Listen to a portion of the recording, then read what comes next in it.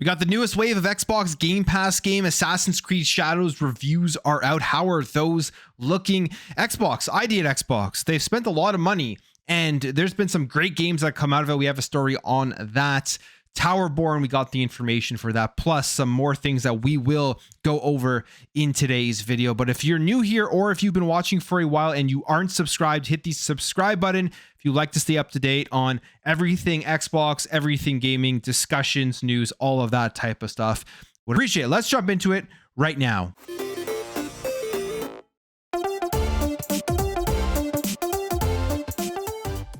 All right, so we have the next announcement here for Xbox Game Pass. Yesterday, I thought Towerborne was going to be directly in this announcement.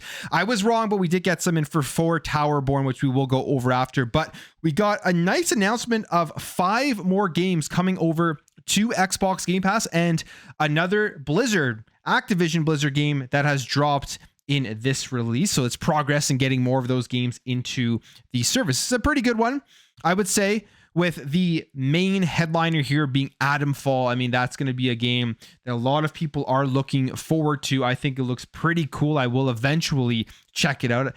Most of my playtime in the near future is going to be Assassin's Creed Shadows, but you do have Adamfall here, which releases on Ultimate and PC Game Pass on March 27th. And we go back to the top of the list. One of the games that is already out that was in the last announcement was 33 Immortal, so very cool. Available right now on Ultimate and PC Game Pass.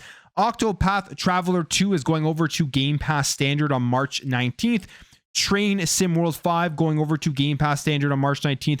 Myth Wrecked Ambrosio Island going over to Ultimate, PC Game Pass, and Standard here on March 20th. I don't know really anything about this game, but it is one they say here that you explore a dynamic island and its story sandbox to build new friendships and solve the mystery and save the gods. And then you have this here, which isn't a day one game or anything like that, but it is another Activision Blizzard game, Blizzard Arcade Collection. I love these types of collections. This is pretty cool. I will check this out at some point. Coming to Game Pass Ultimate, PC Game Pass, and Standard on March 25th. And this does include Blackthorn, The Lost Vikings, The Lost Vikings 2, Rock and Roll Racing, and RPM Racing. Plus, they say visit the Blizzard Arcade Collection Museum to explore a trove of treasures from each game's past. So I love these collections. They do a great job of just giving you a look at these classic games and just extra stuff and goodies that come with it. So that's pretty cool in terms of the announcement. 5 more games, not huge, but the headliner here is Adamfall, which looks like it is going to be a very cool game. Then obviously we're just a couple of weeks away here from April, which we will be getting South of Midnight, which is going to be the big day one first party Xbox Game Pass game. Now, Towerborne is a game we've been waiting for on Xbox specifically, and we had seen on Twitter yesterday that Clobro said we would get more information today, and we did get that information.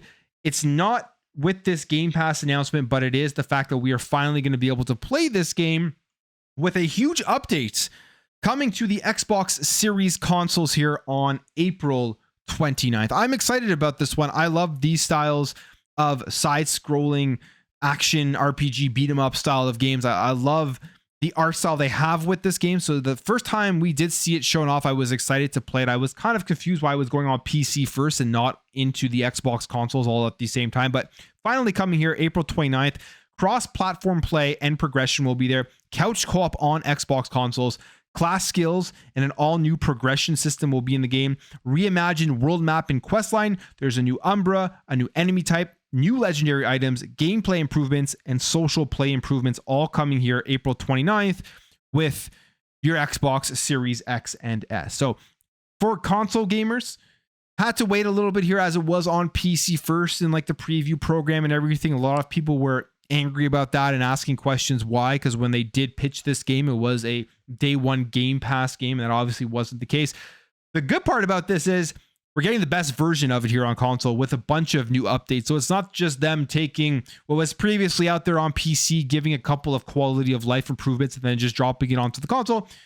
It's the game with new stuff, new content, new things to do, and quality of life improvements. So that to me is a good thing, and I will be playing this here when it does drop on April 29th.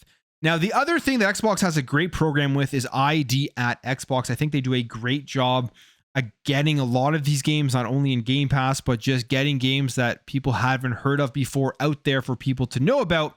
And we have some more information here, how they are focused on helping indie devs make use of Xbox Play Anywhere, as well as how much money they've been spending on ID at Xbox. It's actually a pretty significant amount. You get these smaller developers out there and help them start up their studios and games and everything, where if they're successful, in part because of Game Pass and in part because of the marketing that ID at Xbox provides, they could probably go out there and make more content and more games for us gamers to be able to check out and play. But we have this here. It says that a fresh blog post says indie devs now have been paid out $5 billion through ID at Xbox, and Microsoft again has put an emphasis on its Play Anywhere program. This is great, something that I've been talking about in the last couple of videos, that hopefully going forward, Play Anywhere is going to become almost a standard thing with games that do release on Xbox, because to me, it is a game changer. It really differentiates choosing where you want to buy your games. If you're looking at just picking up the PC version or the Xbox version gives you the console entitlement and the PC entitlement, then that could sway people to stay within the Xbox ecosystem. So I think it's something they should be implementing. The teams here mentioned that focus on helping independent teams enable Xbox Play Anywhere to reach more players, and the service does now have 1,000 games in total. And they, again, $5 billion is a lot. Some of the games mentioned here that are making use of this program, one of the ones that we're still waiting for, weird that we don't have any more information on this, is Hollow Knight Silksong, as well as Clair Obscur Expedition 33 and FBC Firebreak. Specifically, they say, no matter where people choose to play, we're working with developers to make the most of the features unique to that device or screen. Looking ahead, our lineup is incredible with upcoming games like Clair Obscur Expedition 33, Descenders Next, and FBC Firebreak to play across the whole Xbox universe, and of course, Hollow Knight Silksong 2. So at least they mentioned the game. I wonder if we're finally going to see this thing at this year's June showcase and get a release date for it, because it's pretty crazy that we are still waiting on Hollow Knight Silksong. And every time there is a showcase, it's one of the main games that people have their fingers crossed in hopes that they do give us the announcement for when we're going to be able to play it. I feel like them mentioning it in blog posts and stuff now means that it is probably closer to being in our hands than further away. All right, today or yesterday marked the review embargo for Assassin's Creed Shadows. The game officially comes out tomorrow, but I was looking forward to this day to see what the people with the review codes, the critics with the review codes, what they had to say about this game. And the reviews are out, and it's doing pretty good here. I would say overall, lots of great things I've seen about this in terms of the world, one of the most realized world from the open world Assassin's Creed games. It's next generation, focusing on the current generation of consoles, and it has some next gen features like dynamic weather. If you've played a recent Ubisoft open world game, like for example, the latest Avatar game, the dynamic weather that Ubisoft has in their games are phenomenal, and it is very, very immersive.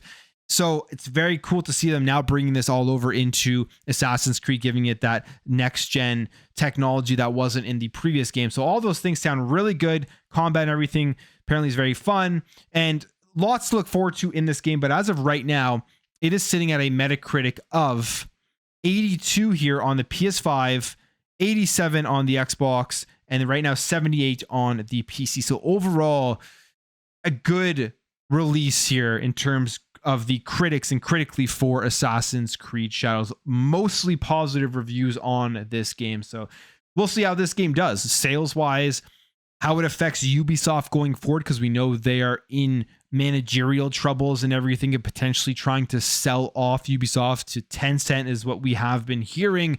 We've also heard about them trying to sell off IPs. Xbox has been in talks with Ubisoft to pick up IPs. So we'll see what this game does, how successful it is commercially. Right now, it's successful critically.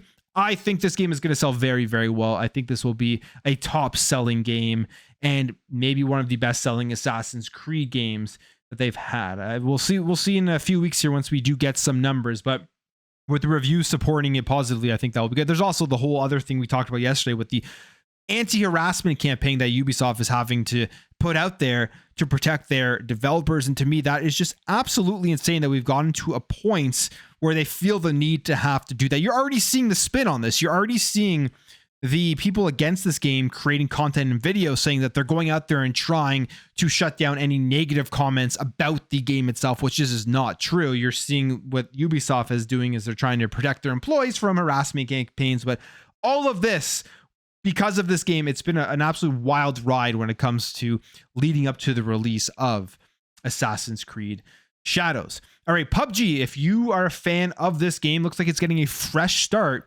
on the Xbox Series X and S here with Unreal Engine 5 visuals, which is very cool. If you're into this Battle Royale game, this is kind of the one that kicked everything off and made Battle Royales as popular as they are. Crafton put this out saying in late 2025, PUBG will transition to current generation consoles, bringing significant improvements to the performance, FPS, map loading speeds, and overall graphic quality. This transition will optimize PUBG for modern hardware, addressing long-standing limitations and enhancing the overall experience for consoles. So a big upgrade here for this Battle Royale game, Unreal Engine 5. I wonder how much better it will look, how much better it will feel on console. Because from my experience playing this years ago, it definitely has like that older look and feel to it. So it'll be nice to see just it upgraded here for the Series X, Series S, and obviously PS5 as well. Split Fiction has been a game that's been extremely successful critically, sales-wise, and everything. And it looks like Hazelights is already moving on here to working on their next game. We have this report here from Insider Gaming. In an interview with the Friends Per Second podcast, the Hazelight head Joseph Ferries confirmed that the studio has began working on its next title, and they've started this about a month ago. So this has been in development already for just a little bit here. He says, Split Fiction is the best received game we have done. Everybody is super happy, but I'm so fully focused on it and excited on the next thing that we've already started. Continues here to say that the next game is still way too early in development, but they have about 130 pages so far of the current idea for the game's story, specifically saying it's mostly in the story, what's going to happen, but a little bit in gameplay as well. It's kind of like, this is where we start, this is where we are going. So they're already moving forward with their next title. And he says here, we just feel like when we talk in the lunchroom or we talk to each other, we're like, oh shit, we feel we can do better than this. That's how confident we feel. And people are very happy and excited. The very happy place, Hazelight. So cool stuff there. It is extremely impressive what Joseph Ferries and Hazelight has been able to do here, starting from Brothers and then continuously improving and making games better than the other one. And I know that doesn't sound like it's too crazy of a thing to do. Obviously, you get better at the craft as you do move forward, but we have to remember it takes two one game of the year. And seemingly from a lot of things that we've been seeing online is that they top that with Split Fiction, which to me is a crazy thing because that's very hard to top. You make the best game of the year and your next one, there's that tendency sometimes to defer it to be a letdown. That seemingly has not been the case at all here with Split Fiction. So good for them. And we'll see if they can do it again with their next game. And then we have this. This is some sad news, at least for me, because I'm not a fan of Madden anymore. I used to be a massive fan of the game back on the PS2, GameCube, and the OG Xbox. Played it all the time. Went through the franchise mode. If you're somebody like me who was playing it back then, you know how good that franchise mode. There was like a radio show and everything. It was so in depth. There are little things in the franchise mode back in that generation of consoles that you still can't do today in the current Madden. And it's all because of the Ultimate Team thing. They just really focus on the microtransactions. And I think EA Sports has been terrible for NFL football games. Ever since that exclusive contract was signed, it has been bad. You had one of the best games, or maybe the best football game ever made in NFL 2K5, not being able to make games anymore. And I was hoping that this would eventually come to an end once this current contract ended. It's probably not going to because the NFL sees the money. EA makes a ton of money off Madden every year. It's always like a top selling game. And sources here are saying that they are confident of an NFL license agreement, which to me just will continue to deteriorate the NFL football game experience on a year-to-year basis. Hopefully I'm just being very pessimistic and that's not true, and maybe they'll turn things around, but I am very skeptical. This says here, EA is confident that an extension of the licensing agreement between the company and the NFL will be reached, and the partnership will continue for years to come. They say for months now, negotiations have been between the league and the publisher regarding the exclusive NFL license that EA has held for 20 years, and this has been continuous. And it goes on here to say the current deal is scheduled to end after 2026 NFL season. Specifically, they say, we have things in the works that are 2, 3, 4 years away. There's a lot in the pipeline that has been heavily planned, with designing well underway. Putting those resources into something that might be ending just wouldn't make financial sense. So it looks like it is going to be happening. It looks like that this license will be extended. We'll probably hear more about this before the end of the year or whatever, before that 2026 deal does end. But to me, it's unfortunate because I would love to see 2K get back into making an NFL game. And I would love to see other players in the game try to compete here with Madden. One of the biggest things that has made this game worse, in my opinion, is just no competition. They don't have to worry about anybody else with the NFL license. So they can coast year to year, not really make major improvements, and then sell them as major improvements, and then people buy it up and pay full price and do all the microtransactions. That's why they do get to keep the license. But I'm going to end the video there, guys. If you did enjoy this video, hit that thumbs up. If you are new here, hit that subscribe, and I'll catch you guys in the next video.